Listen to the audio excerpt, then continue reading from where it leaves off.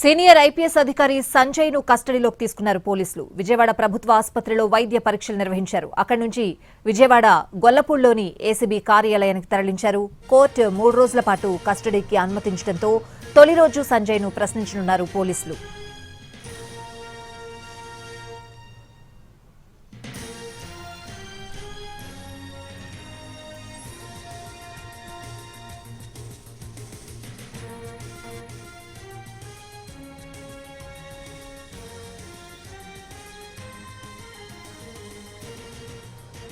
Senior IPS అధికారి సంజయ్ ను కస్టడీలోకి తీసుకున్నారు పోలీసులు. విజయవాడ ప్రభుత్వ ఆసుపత్రిలో వైద్య పరీక్షలు నిర్వహించారు. అక్కడి నుంచి విజయవాడ గొల్లపూడిలోని ఏసీబీ కార్యాలయానికి తరలించారు. కోర్టు 3 రోజుల పాటు కస్టడీకి అనుమతించడంతో తొలి రోజు సంజయ్ ను ప్రశ్నించనున్నారు పోలీసులు. ఇదే అంశానికి సంబంధించిన పూర్తి అప్డేట్స్ అడిగి తెలుసుకుందాం. విజయవాడ నుంచి మా ప్రతినిధి శ్రీకాంత్ లైవ్ లో ఉన్నారు. శ్రీకాంత్,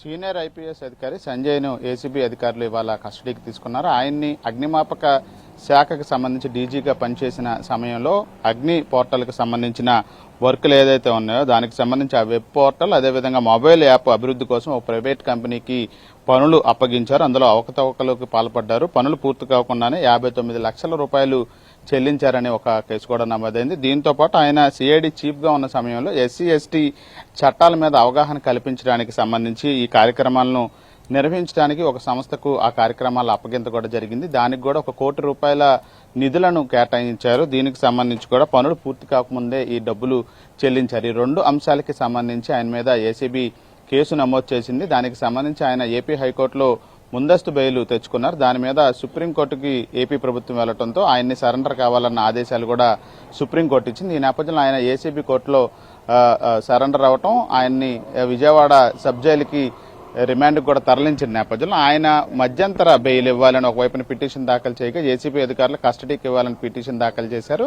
దీంతో నిన్న న్యాయస్థానం 3 రోజుల పాటు సంజయ్ని కస్టడీకి ఇస్తూ కూడా ఆదేశాలు జారీ చేసింది. ఈ ఆదేశాల నేపథ్యంలో ఏసీబీ అధికారులు ఇవాళ ఉదయం విజయవాడ సబ్ జైలుకి వెళ్లి సంజయ్ని కస్టడీకి తీసుకున్నారు. ప్రభుత్వ ఆసుపత్రిలో వైద్య పరీక్షలు నిర్వహించి అనంతరం గొల్లపూడిలో ఉన్నటువంటి ఏసీబీ కార్యాలయానికి ఆయన తరలించారు.